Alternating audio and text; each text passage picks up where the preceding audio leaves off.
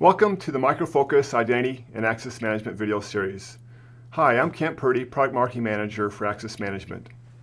I'm Kevin Pryor. I'm an Access Solutions Sales Engineer.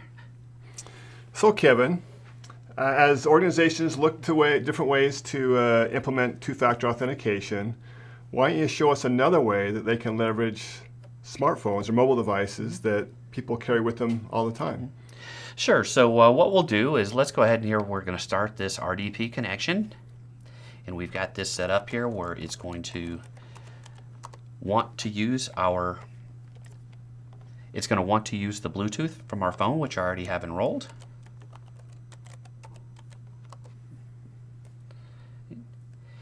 And if you notice here, it's asking right now to present the Bluetooth device. So what I'll do is I'll simply go into my phone, go to my settings, turn on Bluetooth, right? And then when we get the Bluetooth turned on,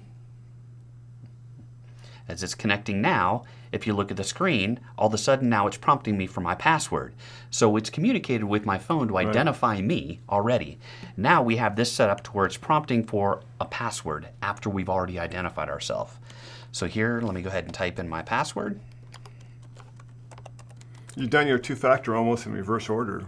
That is correct, and there's actually been a lot of requests from customers as well lately where they don't want to have the LDAP password first, they want that afterwards. Oh, interesting. Because if your password is compromised, they have to get past this two-factor before they can even find out if that's a good password. That's a good point. I like that. All right.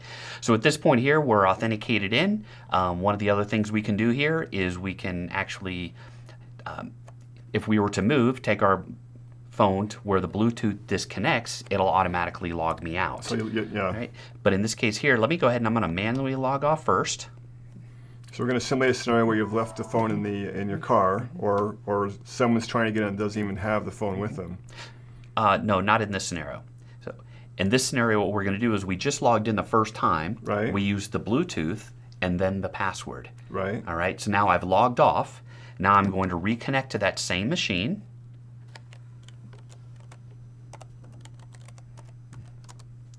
And what I want you to pay attention to here is that when it connects, it's going to actually go through, look for the Bluetooth device.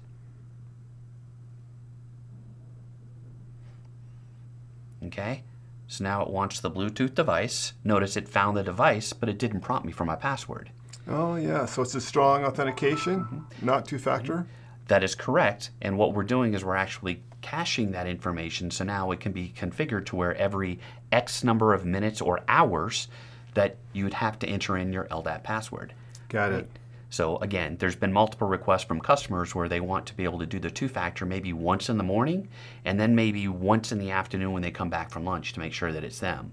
But any other time that they're to log in, they just want them to go ahead and access the machine, have their phone, and they automatically get authenticated. They want a passive experience where the user doesn't do anything. They just get access to what they want, and their level of security is by what they have with them. That is correct. All right. So now in this scenario, what I'll do is I'll simply go ahead and now we've got our Bluetooth, which is still on. I'm going to go ahead and turn that off. All right. And now that that is off, what you'll see is that now we're going to be automatically logged off of the desktop. And that is because we've lost that communication between there, so we have it set up to where it will actually log the user off. So if someone were to step away from the machine and walk down the hall, it would just automatically log them out of that application. Correct. And let's say they come back to their desk. At that point, would they be automatically authenticated back in? Provided that they're in that same time period that you've defined. Well, that's very cool.